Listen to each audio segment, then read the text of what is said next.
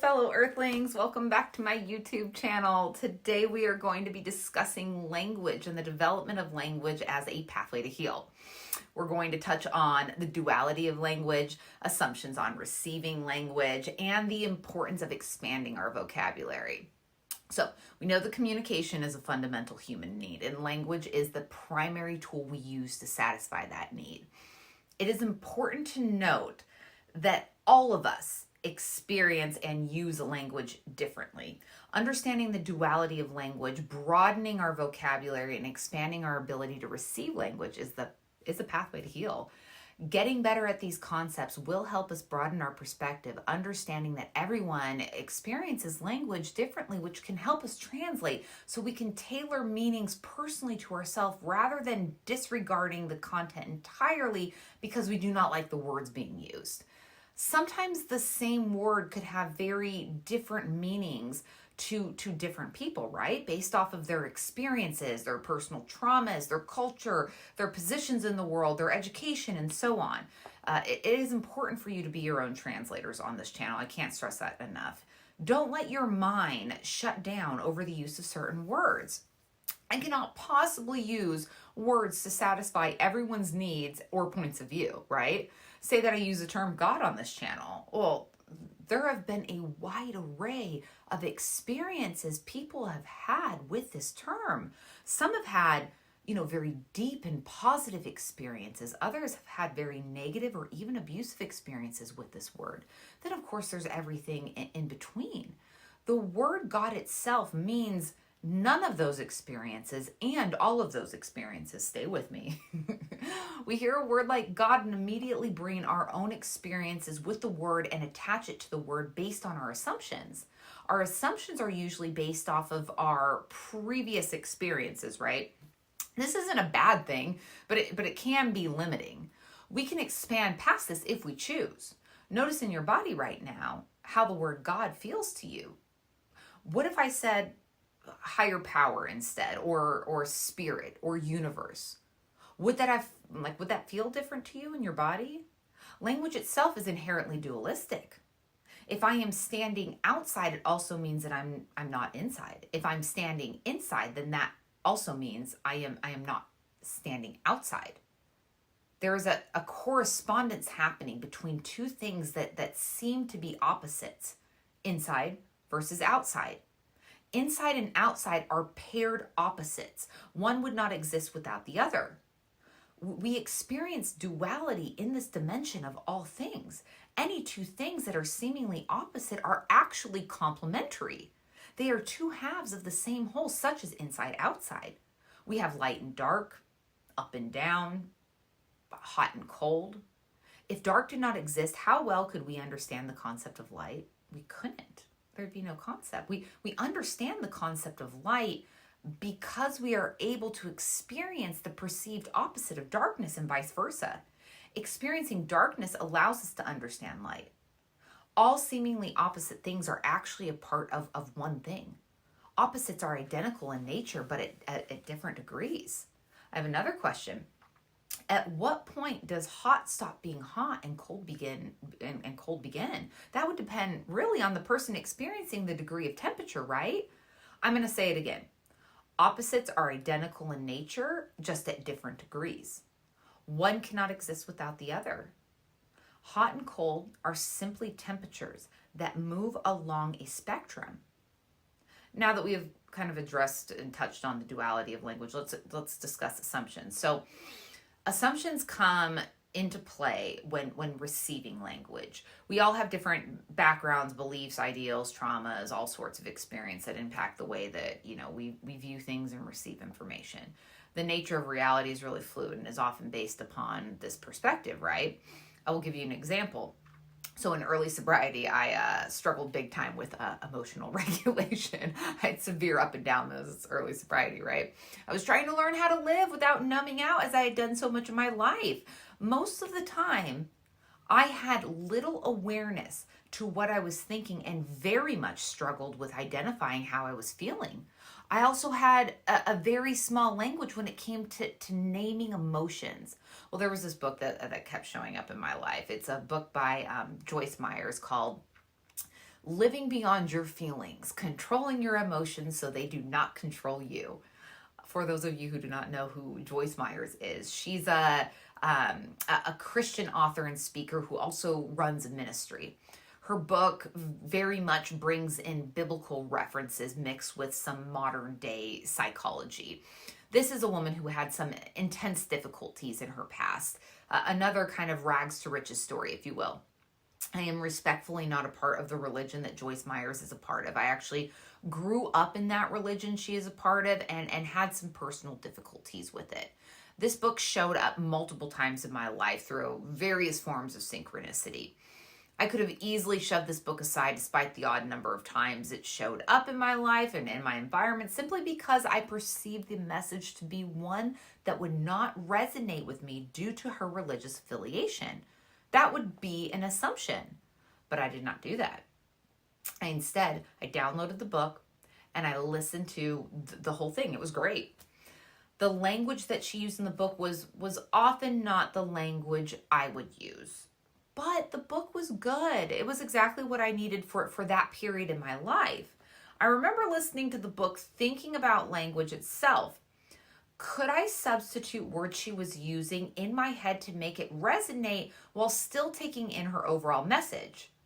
Could I also just disregard anything that did not resonate, with me without throwing the baby out with the bathwater, so to speak, I found myself becoming uncomfortable with some of the words, realizing that I was often pulling my past experiences and judgments in the present moment while listening to the book.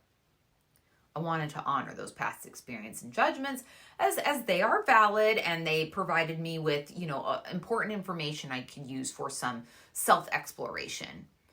If I had the capacity to do so, could I also soften my own assumptions, realizing I was pulling in past experiences into the present so I did not miss the goodness that her book was helping me with? Or should I have only stuck with authors who conveyed a message, like messages in words that I was comfortable with? What would be more expansive?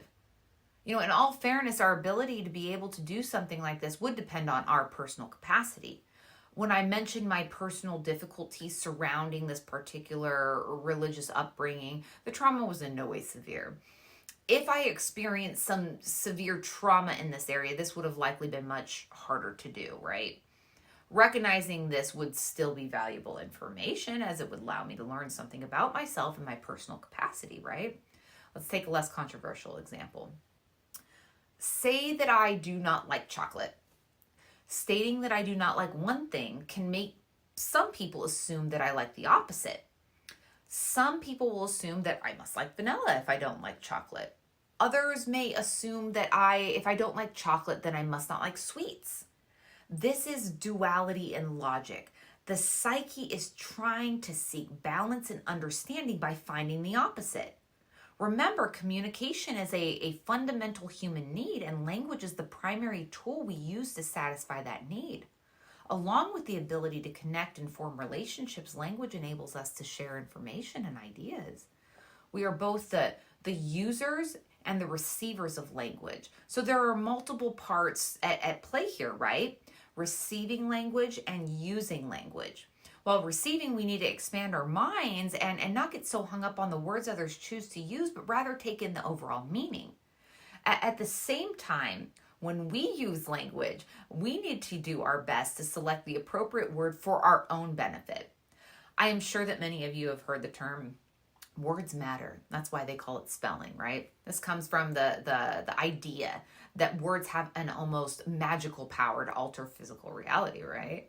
The words we select are important for our own regard. The importance of using the appropriate words when attempting to convey our feelings will be stressed when one starts expanding their vocabulary. This will help us better understand ourselves, thus better understand others through the pathway of language. Expanding our vocabulary will also help us convey more effectively what we are meaning despite another person's ability to translate. If words matter, then those that we choose to use are very important. Language also plays a crucial role in our personal growth, helping us develop, empathy, emotional intelligence, and a better understanding of ourselves and the world around us. As one human to another, I could connect with Joyce Myers' past struggles. Just like myself, she went through some really difficult stuff, and she found a spiritual path that worked for her and was able to move past many of these struggles. I can connect with that, right? Our past might look different, but I can still connect with hers and find similarities rather than focusing solely on the differences. I hold that choice. I love exploring new ways to expand my vocabulary. I love looking up definitions of words. I also love using feeling wheels even to this day. This helps me better understand and speak what I'm feeling appropriately. So, for example, a few weeks back, I woke up feeling bad. I couldn't name the emotion. I just knew that I did not feel good. I pulled up my feeling wheel, and the word that immediately jumped out to me was inadequate. I looked up the definition of an inadequate. I look up the definition of words, even when I intellectually think that I already know what the word means.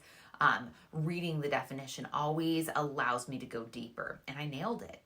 I was feeling inadequate.